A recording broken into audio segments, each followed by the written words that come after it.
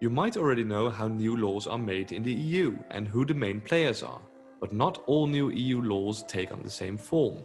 Some come in the form of a regulation and some of a directive. While both are forms of EU legislation, there are some major differences. Firstly, let's talk about EU regulations. In principle, these regulations are very similar to the national laws that countries have. Government sets a goal and defines how to achieve it. Once the law comes into effect, it is binding upon everyone within the country's borders. In case of EU laws, it has effect on all EU member states and everyone within their borders, even overruling existing national laws. An example is the regulation regarding roaming tariffs within the EU. Since 2007, it has regulated the charges that can be imposed upon you by your telecom provider, limiting your costs for using your cell phone elsewhere in the EU. Once it came into effect, it applied to everyone within the EU, including you and your provider.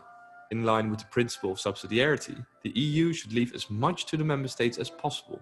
Since the binding regulations leave little room for the member states, they are not the preferred type of law. Rather, they are only used when directives are not suitable to achieve a goal. In short, such a directive describes what the goal is, just like a regulation. However, unlike a regulation, it doesn't say how it must be achieved. Each member state may decide how to achieve the set goal and what national laws are needed to do so. This gives the member states a lot more room to choose their own approach. As a result, the ways of achieving the same goal can differ among member states, with different sort of laws per country. An example of this is the Data Protection Directive of 1995.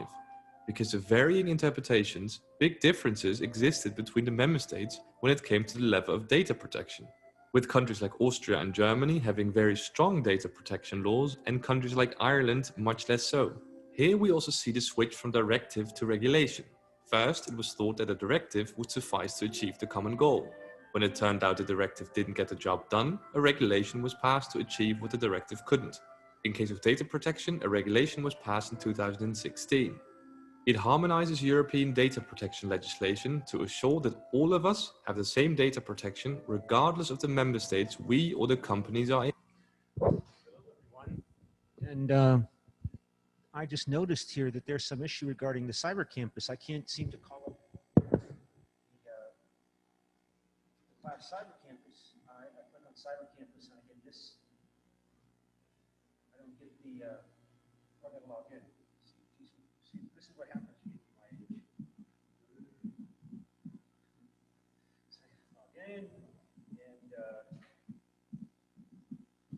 okay, so there we go. Okay, so, and then we have to go to Google. Here we go, and then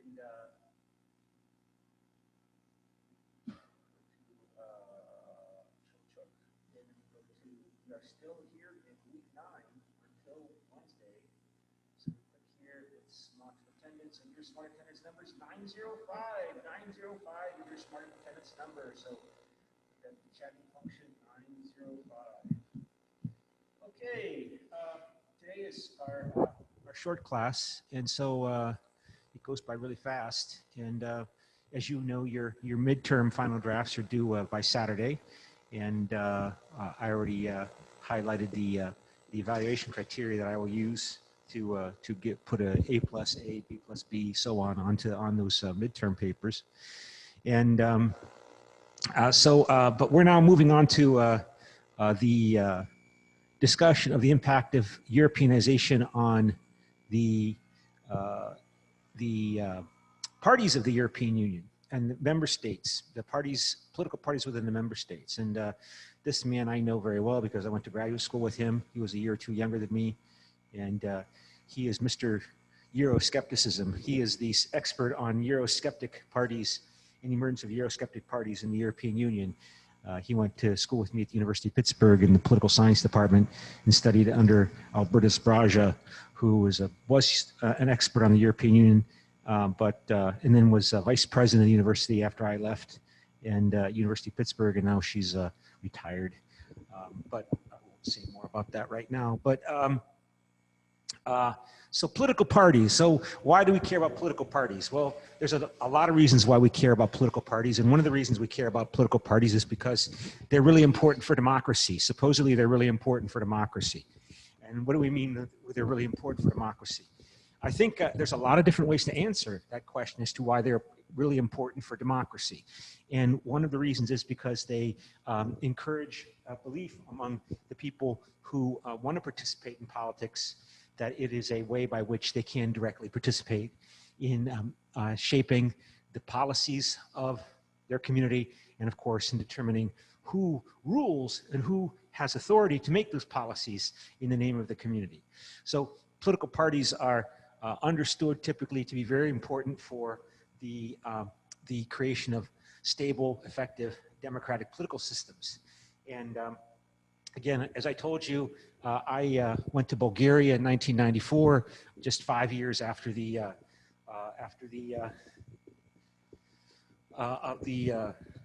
end of the communism in Bulgaria. So how to encourage Bulgaria to have stable democratic political system was a big concern, a big focus of a lot of different actors and observers and commentators and political science professors and so on. And the creation of effective, stable political parties that were able to organize people, to give people a way by which to channel their participation. In other words, to give people a way to understand the political world around them, a way for people to understand how to act in terms of whom to vote for, if you're going to focus upon voting as a primary way by which to participate in politics. And there are many ways to participate in politics. Voting is just one. Rioting is another. Writing and communicating and lobbying politicians is another. But voting is obviously considered to be a very important one in the modern democratic political systems. So voting for different parties and voting for candidates of different parties and using political parties as a way by which to socialize and professionalize political participation so that someone who does have both political ambitions and also leadership skills by which they can be found, located, found, and be trained and socialized from the time they are young people to the time that they become professional politicians and rise to the ranks. So political parties are really important, supposedly. And I think I already mentioned in this room, at least, maybe, I don't remember if it was in this class, it might have been in the US government and politics class, but when I say socialization and identifying and socializing and encouraging professional politicians who have potential, American universities, for example, the main political parties, the Republican Party and the Democratic Party, they have college level affiliates, college level organizations that work at the different universities.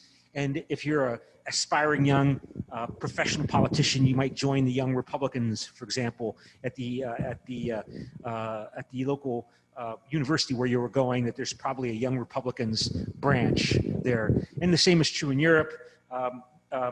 And so parties are important. And so, of course, in terms of understanding the role of political parties in the new young democracies well, it's been 30 years now, but still young democracies of Eastern Europe. Ironically, we see that one of the most effective political parties in terms of having relatively effective institutions, in terms of people's mindset about their allegiance to the party, their participation in the party, their willingness to support the party. Whom do you think might be the most effective political parties to emerge soon after the end of communism?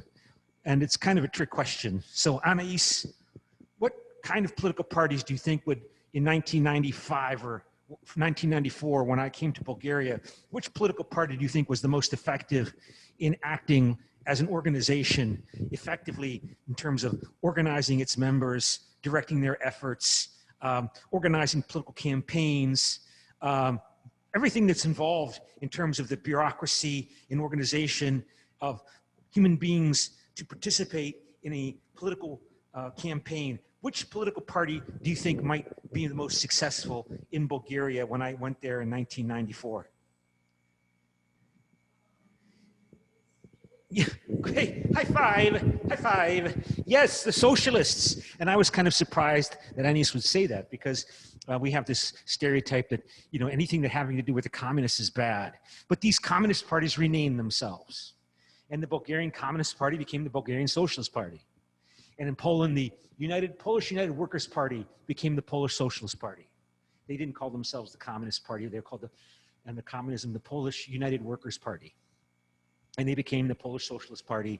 And so these communist parties became socialist parties, and because they had the most experience and practice in acting as professional organizations, they have been the most effective in creating institutionalized post-communist parties in these societies. So, and even when they're not in power,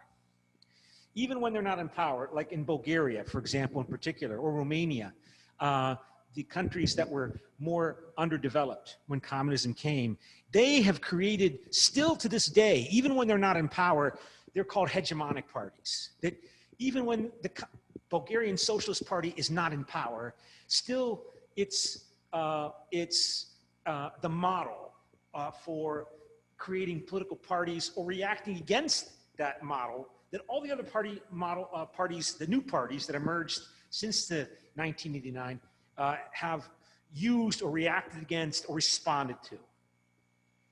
And so, like in the case of Bulgaria, they're called, one political scientist I recall at a convention called them hegemonic parties, because even when they're not in power, they're still, the legacy of communism and these socialist parties as the inheritors of that legacy has shaped the political professionalization processes throughout the rest of the society. And maybe less so in countries like Poland, because now we have the Law and Justice Party, which, you know, is hostile to the communist model. But even the Polish Law and Justice Party is responding to the legacy of communism, and in claiming its legitimacy from the Roman Catholic Church, which the Roman Catholic Church always continued to exist under communism. The Communist Party subverted the Polish Catholic Church. The communist parties in Poland, the Polish United Workers' Party, its secret police infiltrated the Catholic Church. Many Catholic priests were informers, but even the Polish Catholic Church remained a dialogue partner with the Polish communist authorities. They didn't destroy the communist the communists in Poland didn't destroy the Catholic Church after World War II, the way Stalin nearly completely destroyed the Russian Orthodox Church in the 1930s and 40s in the Soviet Union.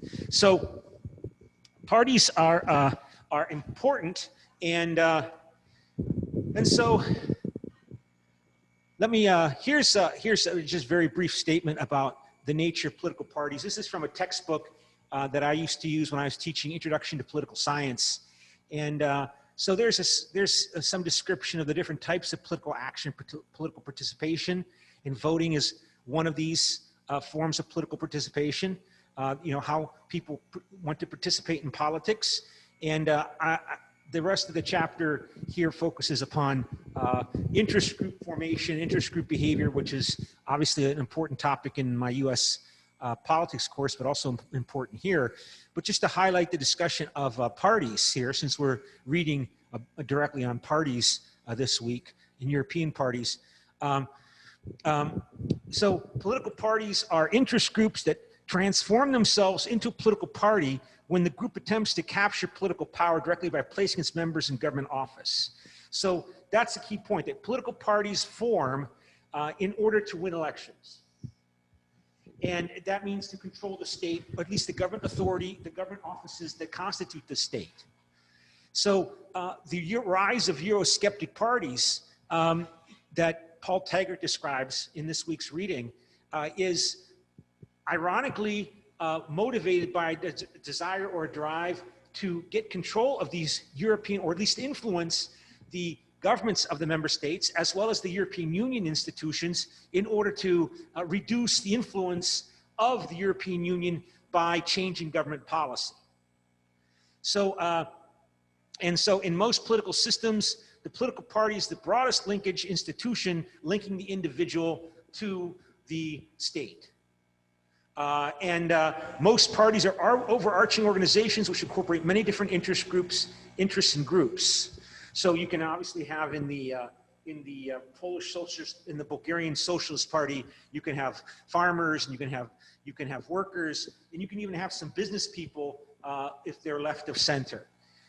So while countries may have thousands of political interest groups lobbying for farmers or students or manufacturers or store owners or many of the different types of interest groups, most countries have only a handful of political parties. The activities of political parties, and this is true for Europe, the United States, political parties in general in this textbook for Introduction to Political Science. In most countries, political parties fulfill 6 broad activities or functions. The political parties serve as brokers of ideas. So, you know, it's great to have ideas, but again, you want to aggregate them and articulate them in some kind of institutional structure so that the leadership of the party can advocate them in national election campaigns in appeal for people to vote for the party. Political parties serve as agents of political socialization. So as I mentioned, if you are interested in participating in politics in a developed society, you're probably going to be faced with the need to engage with a political party. Political parties link individuals to the system, as we already mentioned, in terms of making people believe that they're participating, or allowing people to believe that they are participating in the political system through their activity within a political party, even if they're not, of course, an office holder in the government. Political parties mobilize and recruit activists, so that goes also with political socialization, right? You need activists, and activists tend to dominate political parties because they're active. They have a lot of energy, they have a lot of commitment, a lot of drive. So activists tend to dominate political parties, so that political parties tend to be a little more militant on their positions than at least a little bit more militant on their positions than the mass of the population that votes for them or their voters. Political parties coordinate government activities. This is very important, right? Political parties, particularly in a system like the United States, where you have, or in a federal system like in Germany, where you might have the Conservative Party dominating the national government, and then the state governments are dominated by also alternative parties or the same party. That the Conservative Christian Democratic Party in Germany is going to be one method of communication among these different levels of government to facilitate their communication. And political parties help organize opposition to the governing party, right? So the political parties help organize opposition to the governing group. So if people are going to consider the opposition, or they're going to evaluate let's put it this way, evaluate the performance of the government, they need an alternative to consider to judge the performance of the parties that are in power controlling the government. So political parties, they're kind of important. And serving as brokers of ideas, this is kind of important. I mean, I might have, if we're reading about Eurosceptic parties this week, what are people upset about, or what makes them nervous, or what makes them hostile to European integration? They might be able to give you some idea of what their issues are. They might, of course, they might not themselves have a clear idea of what really bothers them about European integration. They might have an emotional view, but they might also be hesitant to express it openly because it's not considered politically acceptable to be openly hostile to people because they're Muslim. So typically, you know, as an example, so these immigrants coming into France or Switzerland or Italy from North Africa or Middle East countries that are Muslim, they are able to articulate and aggregate these discontents in ways which leaderships can express and articulate, and then appear or be seen by the rest of the public as negotiating with the leaders of other parties and the other factions within the government to come up with policy proposals and ideas to debate and amend and adopt or reject. So political parties reduce dramatically the complexity and scale of political process for both decision makers and the voters for these reasons. All right, and the voter, again, you know, most people are not going to spend, you know, hours a day covering the news and following news events. So they rely upon the political parties they support to do that work for them, and they tend to follow the recommendation of the political party leaders as to what they should do. And that's true it's true in all democracies. And so, as brokers of ideas, analysts to differentiate political parties into two broad categories. There are ideological and pragmatic parties, and according to the intensity of these commitment toward those ideals. So pragmatic parties tend to be parties that are more focused upon the economic and technical details of governance. Ideological parties might be more the far right and far left parties. And the ideological parties are the ones that typically have the more far-reaching goals that are programmatic, right? In the sense that they want to, in the case of Marine Le Pen and the National Rally Party, to radically change the European Union's immigration policies. They want to, they have a deep commitment to the implementation of these goals to achieve comprehensive changes in the socio-political order. So when we talk about the rise of Eurosceptic parties, we're talking about parties that emerged in reaction to the deepening and expanding integration of the European Union. Its expansion to include more and more countries that typically are poor, and so rightly or wrongly generating concern, as was expressed 16, 17 years ago in France, leading up to the rejection of the constitutional draft treaty of the European Union, that, oh my gosh, if we integrate too closely within the European Union, all of these poor Polish workers are going to come to France and they're going to take our jobs because they'll work for much less money than we French people. And that is a typical concern. It might not be true, but typically the point is that with the deepening integration of the European Union and the disappearance of the common shared threat that distracted people from those concerns, the Soviet Union disappeared and the Cold War ended, and consequently the unifying or incentive to unify and share a common view because of the supposed danger from Moscow, to the extent to which it was significant, became even less so. And so that point is made by Taggart and others, that these Eurosceptic parties became really, really important, and Euroscepticism emerged along with the beginning of the early 1990s with the Maastricht Treaty and the creation officially of the European Union, not coincidentally with the breakup of the Soviet Union and the violent breakup of Yugoslavia. So pragmatic parties, sometimes people call those center parties, center left, center right parties, and these tend to hold more flexible policy goals that focus on moderate or incremental policy change. And parties of the center are typically pragmatic parties, like the Christian Democratic Party in Germany. And as I said, they also facilitate political socialization. In terms of teaching people, how do you participate in politics in Switzerland? How do you participate in politics in Germany? Well, you talk about the parties. Typically for your typical German or your typical Italian, somehow that they're going to focus on. Sooner or later, you're going to talk about the political parties and focus attention on the political parties. So I already said they link individuals in this. They link the individual in the system, in the mind of the individual,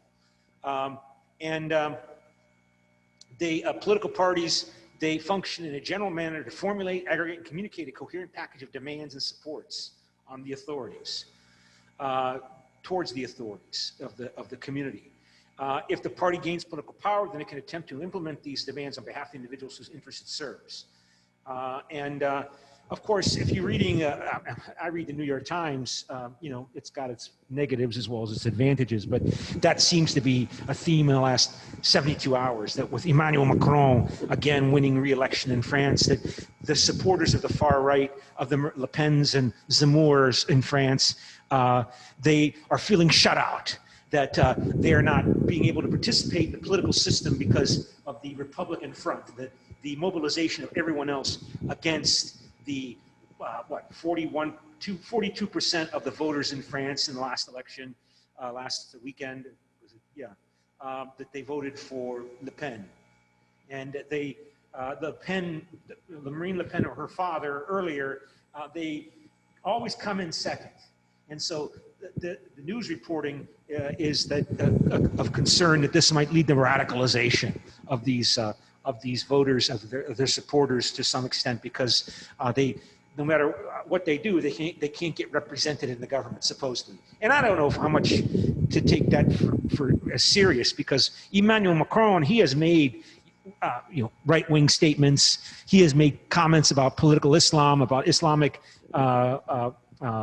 dress and the like, which show that he is moving to the right in order to make sure that he wins elections. So they do have influence, but I guess the claim is in this New York Times reporting is that the far right wants people that represent them through their political party in the government. They want to see them there, either as ministers or, not to mention, as president. And the Republican front aims to keep them out of government. They're not going to become national ministers, although they might become mayors and win local elections and regional elections. In some cases, they're not allowed into the national parliament, the national cabinet, the national council of ministers, not to mention win the presidency. So they mobilize and recruit political activists. We already talked about that. And they coordinate government actions, and they serve as sources of opposition. So we already covered this. So let's go talk about the Taggart Notes. And Europeanization. Okay, so go back here. So, so the process of the politicization of the political parties in the EU member states has not been an even or gradual one. I mean, in terms of the politicization of the European Union. I mean, that was a theme in the book, that until 30 years ago, the European Union, or European integration, I should be careful because the European Union began 30 years ago, but European integration was a technocratic focus among elites. It wasn't a topic or issue that motivated voters. It was motivated some voters, but it was an issue that was a focus of lobbyists, business people who saw an opportunity to make more money through more efficient markets and access to expanding markets through deepening European integration. Since, of course, again, in the last 30 years, the European Union as a topic itself has become more and more of a mass political polarization issue.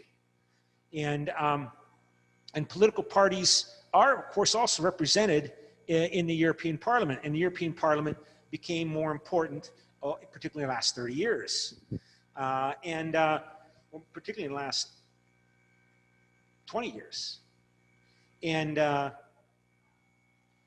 political parties, of course, are also more or less evident in the other EU institutions. Political parties have always played an important role insofar as the national governments, of course, of the member states of the European Union are themselves the leaders of political parties. So the Council of the European Union consists of national officials, cabinet ministers who are high party officials. That's how they become ministers in the government. And the minister members below to parties, they represent these parties. Also, the European Commission has consisted almost entirely of individuals who were successful politicians in their homelands, so they were members of parties. So the European Union is a project led by professional politicians, people who've devoted pretty much all of their adult life to participating in politics through the existing political party systems that existed in their countries when they became politically aware. As I said, even Angela Merkel, longtime Prime Minister, Chancellor of Germany, of course, grew up under communism. But I don't know enough about her background, like what she was involved with as a, in the communist system. But like in that totalitarian system, pretty much everybody, if you wanted a career, you had to join. If you wanted an ambitious career, you wanted to rise high in your profession, sooner or later you're going to be pressured to join the Communist Party. Whether it be, not to mention professional politician, but like, for example, to become a top-level professor or a top-level researcher, sooner or later you're going to have to make the decision. You're going to have to join the Communist Party. And, but that's an important point. The European Union is a project led by professional politicians, successful professional politicians. So the people that are in the commission, when I was your age, the commission was often described as a place where has-beens went. There was a place where people who somehow were no longer top league political figures in their home countries, you might send them off to become a member of the European Commission, not to mention the European Parliament. The European Parliament was considered to be not really significant. This has changed. So many, more and more members of the European Commission are from their countries, former foreign ministers, even former prime ministers, who have then come on to go on to the European Commission. The key role of political parties in the member states of the European Union has been in the framing and shaping of competition regarding issues of European integration. So, again, this Europeanization process is driven not so much by charismatic individuals, but by political parties. So political parties drive the politics of Europeanization, including the reaction against it.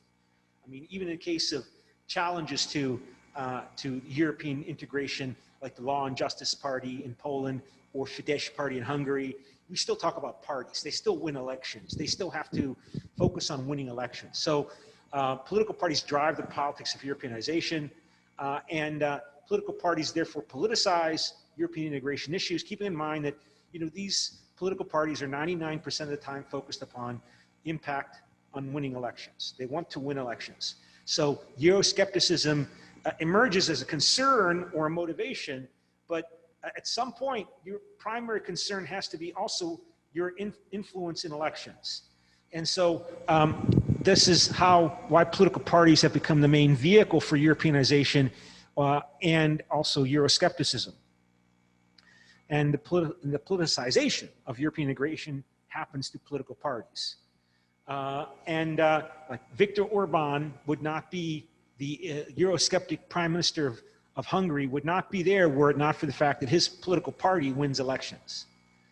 And that's an important point to keep in mind. It's of course, when we say professional political politicians, we're also talking about developed societies, developed economies, developed political systems in which radical extremist elements like that happened in the 1930s in these countries do not occur in the 21st century.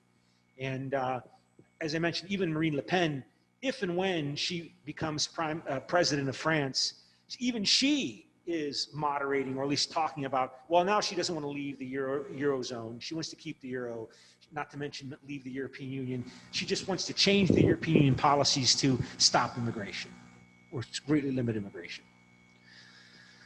Europeanization is a term that has a range of different uses and meanings, and we can examine the term Europeanization from the 4 Ps: the impact on the polity, impact on politics, impact on process, and impact on policy. So polity, I think, means impact on the nature of the state in these societies. It means in this sense, I think it means the constellation of political parties, and that the interaction among those parties and competition for election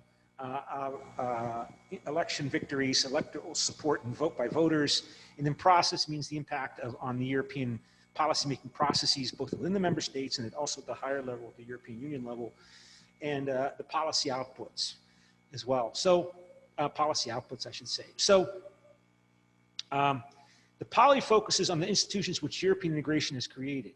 So it is defined as distinct structures of governance that emerge and develop at the European Union level. So we're talking about the European polity here, not the national polity. And they emerge in the course of problem-solving interaction as political, legal, and social institutions which EU actors formalize. So that's focusing on the European Parliament. That's focusing upon, particularly the European Parliament and the competition for support of the European and influence in the European Parliament. And they also include more broadly policy networks, meaning informal institutions which specialize in the creation of authoritative European values. So that's a little bit broader. I mean, professors, think tanks, universities, interest groups would be all part of these policy networks. And so, you know, whenever you listen to the media news reports about the elections in France, you'll hear somebody, for example, who's from a non-governmental organization be asked to comment as an expert on this topic that is supposedly not partisan because they're not officially part of a party, but they're part of some policy analysis institute. The slang term we use in English is a think tank. And so they're part of these policy networks, although typically these policy analysis institutes, they typically have some kind of partisan orientation or ideological orientation. Some are more left, some are more right. And typically, if someone wants to interview somebody who's not partisan or doesn't seem to have a ideological orientation, the media journalists might interview college professors.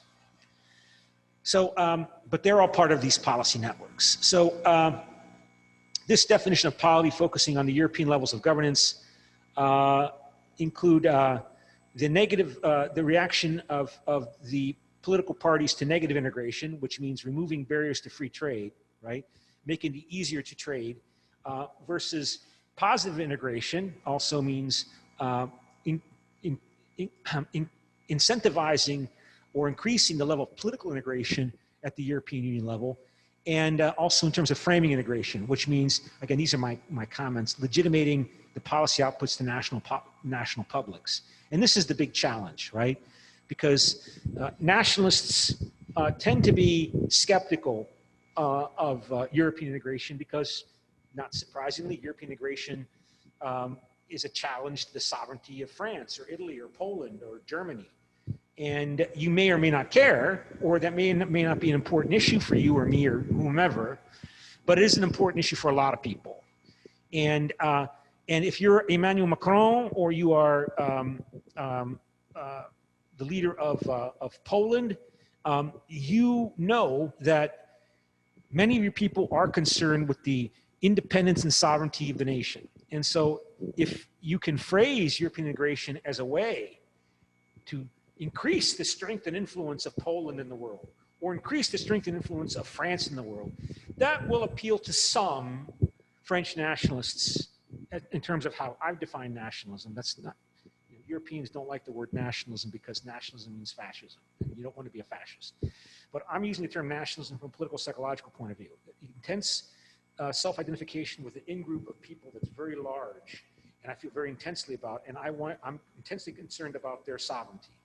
However, I understand what sovereignty means in 2022 or 1989 or 1848.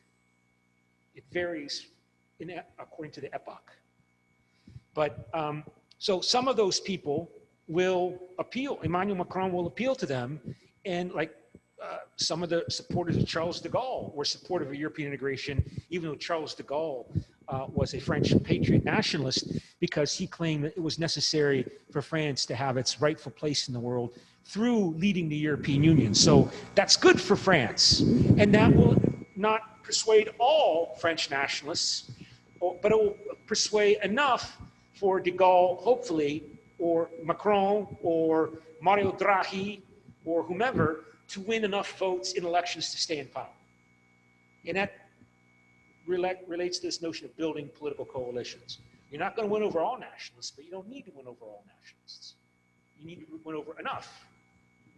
And so that's a challenge of European integration.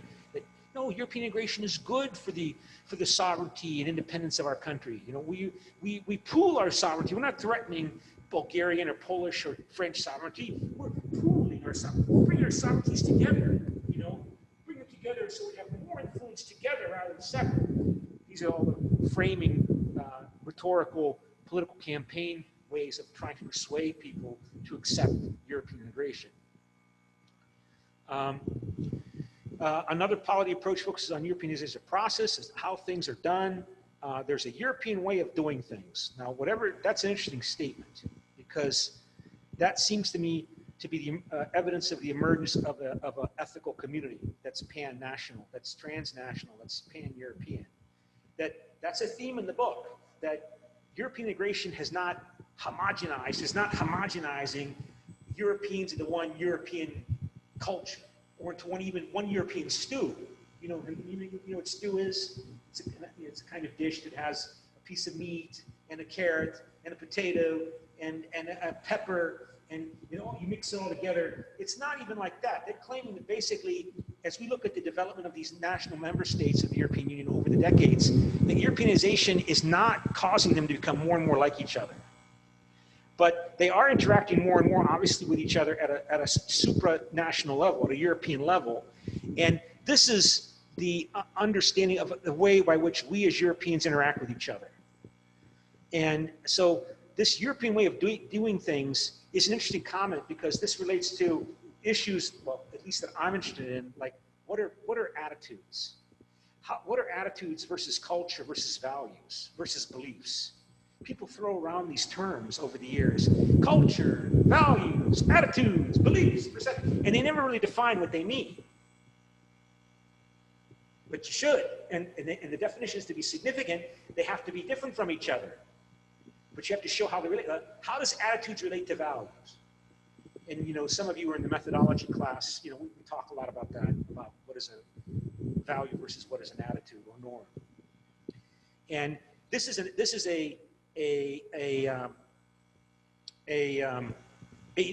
norm statement. This is like an ideal, typical statement of that Europeans have a way of we're coming together to resolve our conflicts. So we talk to Italians, we talk with Spanish, we talk with Portuguese, we talk with Germans, we talk with French to come up with European ways of doing things.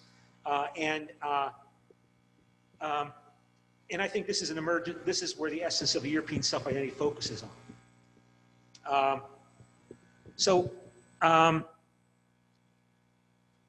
So one observer describes it as a more functional process. That is, Europeanization is an incremental process which reshapes the orientation and shape and direction of politics.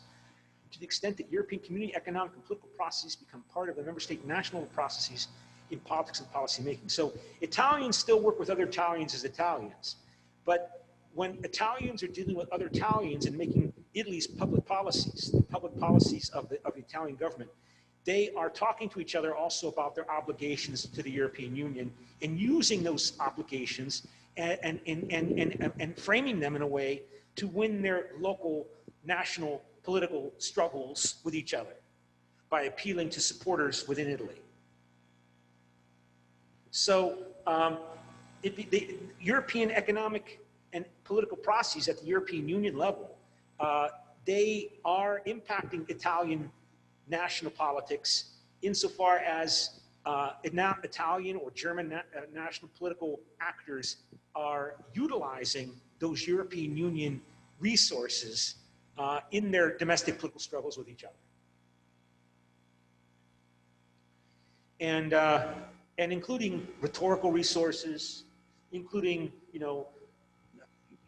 ideal notions of what it means to be an Italian in Europe or a Polish person in Europe. And in Poland, some people don't react very positively to that because the Law and Justice parties really emphasize that the European Union somehow is biased against traditional conservative Roman Catholic Polish values.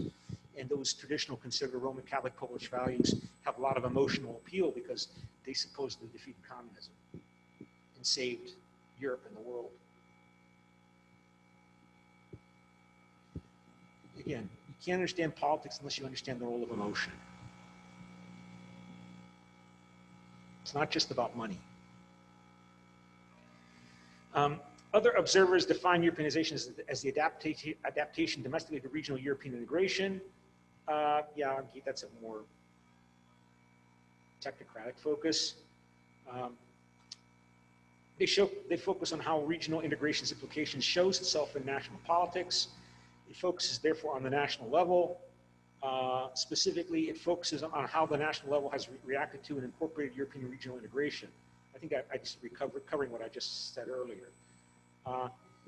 It covers all the 4 Ps and in terms of policy, process, and so on. It focuses on the party behavior and development in terms of the 2 processes of politicization and Europeanization.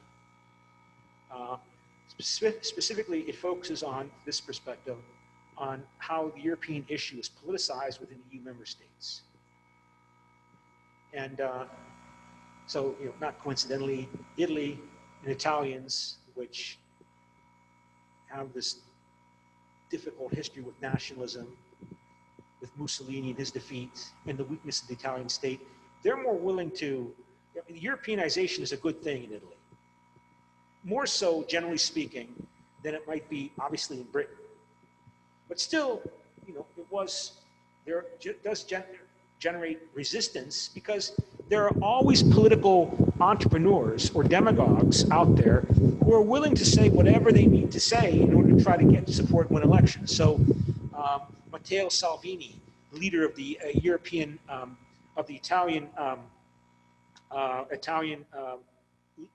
People's Party, he was criticizing Europe and European integration because it was, he claimed, encouraging illegal immigration or immigration into Italy from North Africa.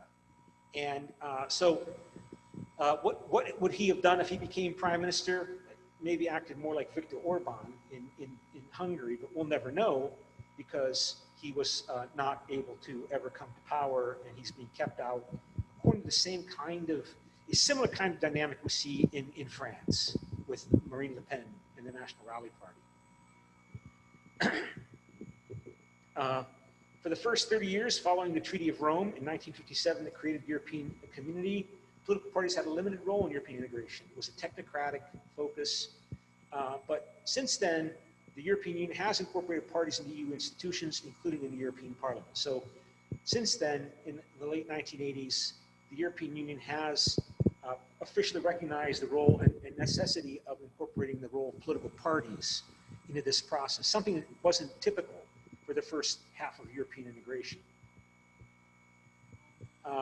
Early in the study of European integration, the impact of domestic politics was not emphasized.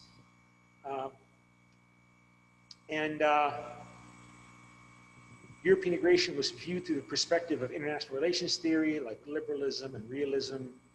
But then later, again, this is 14 years after the end of the, well, no, longer than that, right? It's 14 years after the end of the Berlin Wall. Later, the study of European integration and its Europeanization highlighted the importance of domestic member state structures to explain the patterns of European integration. So Boehmer, he's one of your editors of your volume, this book we're using. He particularly emphasized the importance of German domestic politics regarding its impact on the European Union.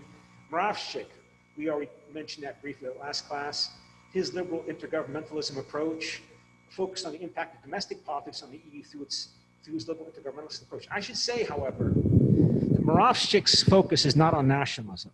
Its focus is upon interest group, particularly economic interest group lobbying or pressure within the member states, affecting the government of France or Germany, and that shaping how France and Germany or other countries make demands and push the development of the European Union. But it's primarily focused upon economic interests within France. He doesn't really talk about liberal nationalism. That's me, not him, okay? So this is, again, has become particularly popular in the study of European integration. But again, trying to deal with this nationalism topic is a weakness in much of the literature. So you know what? We're almost done with class already. And of course, it went faster than I imagined. So let me go to English here, and let's see if I have an exercise. I know I have an exercise set up here. So we go down here, scroll to the bottom.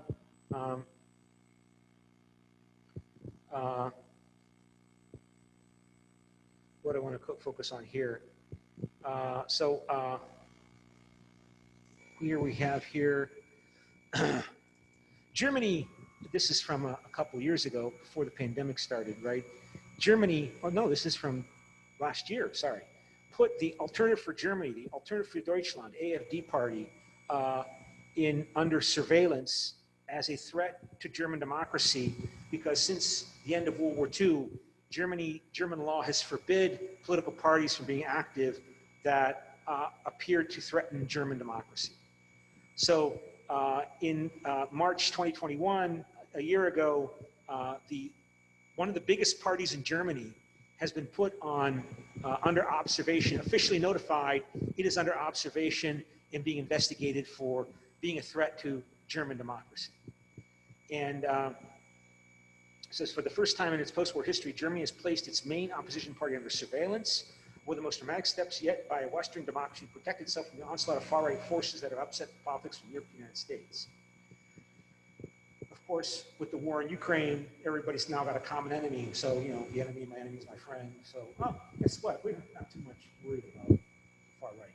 But the decision by the Domestic Intelligence Agency will allow it to tap phones and other communications and monitor the movements of members of the far-right Alternative for Germany party, which not only sits in the federal parliament, but has become entrenched at all levels of politics in nearly every part of the nation. It is among the most sweeping efforts yet to deal with the rise of far-right and neo-Nazi political movements within Western democracies, which are attempting to move more vigorously to contain, ostracize, and illegally prosecute those elements to prevent them from chipping away at the foundations of democratic institutions. I gotta make sure you're able to see that.